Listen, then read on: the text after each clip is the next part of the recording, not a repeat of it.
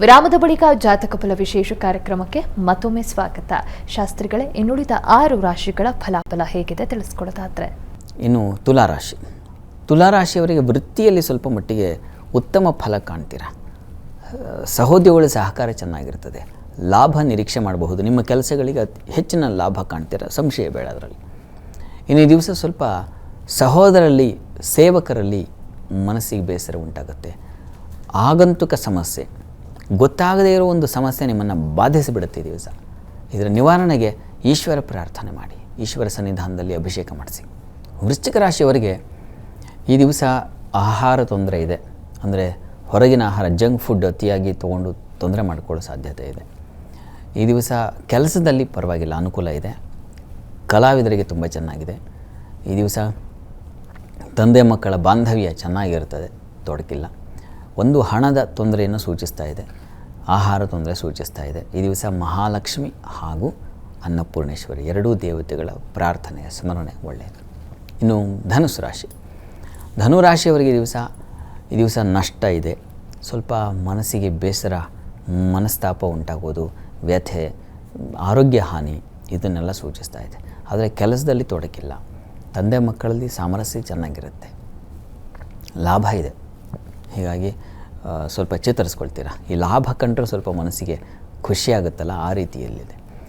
ಆರೋಗ್ಯದ ದೃಷ್ಟಿಯಿಂದ ಶಿವಕವಚವನ್ನು ಹೇಳ್ಕೊಳ್ಳಿ ಒಳ್ಳೆಯದು. ಇನ್ನು ಮಕರ ರಾಶಿಯವರಿಗೆ ಈ ದಿವಸ ನಿಮಗೆ ಸಂಗಾತಿಯ ಸಹಕಾರ, ಸಪೋರ್ಟ್ ಸಿಗುತ್ತೆ.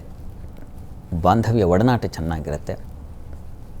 ವ್ಯಯ ಇದೆ, ಸೋಲಿದೆ, ಸ್ವಲ್ಪ ಬೇಸರ, ಇಷ್ಟವಾದವರು ಸ್ವಲ್ಪ ದೂರ ಆಗ್ತಾರೆ, ಸ್ವಲ್ಪ ಸೈಲೆಂಟ್ ಆಗಿಬಿಡ್ತಾರೆ. ಅದು ನಿಮಗೆ ಮನಸ್ಸಿಗೆ ಬೇಸರ ಆಗುತ್ತೆ. ಉಳಿದ ಹಾಗೆ ಕೆಲಸ ಕಾರ್ಯಗಳಲ್ಲಿ ತಕ್ಕ ಮಟ್ಟಿಗೆ, ತುಂಬ ಅಂತಲ್ಲ, ಉತ್ತಮವಾದ ಸ್ವಲ್ಪ ಪರವಾಗಿಲ್ಲ ಅನ್ನೋ ಫಲ ಇದೆ.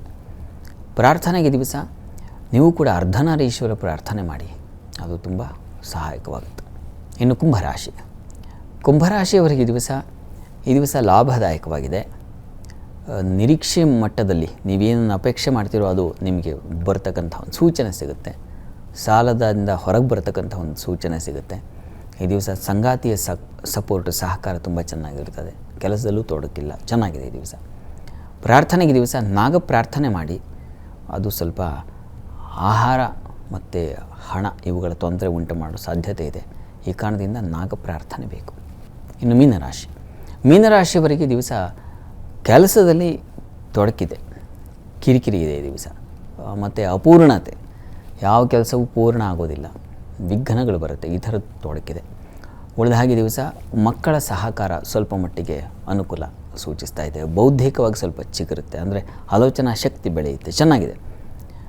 ಆತಂಕ ಮಾಡ್ಕೋಬೇಡಿ. ಈ ದಿವಸ ಗಣಪತಿ ಸನ್ನಿಧಾನಕ್ಕೆ ಹೋಗಿ ಬನ್ನಿ, ತುಂಬ ಅನುಕೂಲ ಆಗುತ್ತೆ. ಈ ದಿವಸ 12 ರಾಶಿಗಳವರು, ರಾಶಿ ಗೊತ್ತಿಲ್ಲ ಅಂತಕ್ಕಂಥವರು ಹೇಳಬಹುದಾದ ಸರಳವಾದ ಮಂತ್ರ ಗಮನಿಸಿ. ಓಂ ಗಿರಿಧನ್ವನೇ ನಮಃ. ಈ ಮಂತ್ರ ಹೇಳ್ಕೊಳ್ಳಿ, ಈಶ್ವರನ ಕೃಪೆಯಾಗುತ್ತೆ. ಈ ದಿನದ ಸಂಚಿಕೆಯಲ್ಲಿ ಈ ದಿನದ ಪಂಚಾಂಗದ ಮಹತ್ವ, ಶ್ರಾವಣ ಮಾಸದ ಮಹತ್ವ ಹಾಗೆ ವಿಶೇಷತೆಗಳನ್ನು ತಿಳಿಸ್ಕೊಟ್ರಿ. ಜೊತೆಗೆ 12 ರಾಶಿಗಳ ಫಲಾಫಲ, ವೀಕ್ಷಕರು ಕಳಿಸಿರುವಂತಹ ಸಂದೇಶಗಳಿಗೆ ಪರಿಹಾರಗಳನ್ನು ತಿಳಿಸ್ಕೊಟ್ರಿ. ಧನ್ಯವಾದಗಳು ಶಾಸ್ತ್ರಿಗಳೇ. ಸರ್ವೇ ಜನಾಃ ಸುಖಿನೋ ಭವಂತು, ಸಮಸ್ತ ಸನ್ಮಂಗಳಾನಿ ಭವಂತು. ಎಲ್ಲರಿಗೂ ಶುಭವಾಗಲಿ. ನೋಡಿದ್ರಲ್ಲ ವೀಕ್ಷಕರೇ, ಇದಾಗಿತ್ತು ಇವತ್ತಿನ ಜಾತಕ ಫಲ ವಿಶೇಷ ಸಂಚಿಕೆ. ನೇರ, ದಿಟ್ಟ, ನಿರಂತರ ಸುದ್ದಿಗಾಗಿ ನೋಡ್ತಾ ಇರಿ ಏಷ್ಯಾನೆಟ್ ಸುವರ್ಣ ನ್ಯೂಸ್.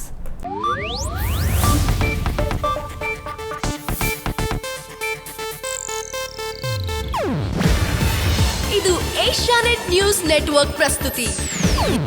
ನೀವು ನೋಡ್ತಿದ್ದೀರಾ ಏಷ್ಯಾನೆಟ್ ಸುವರ್ಣ ನ್ಯೂಸ್.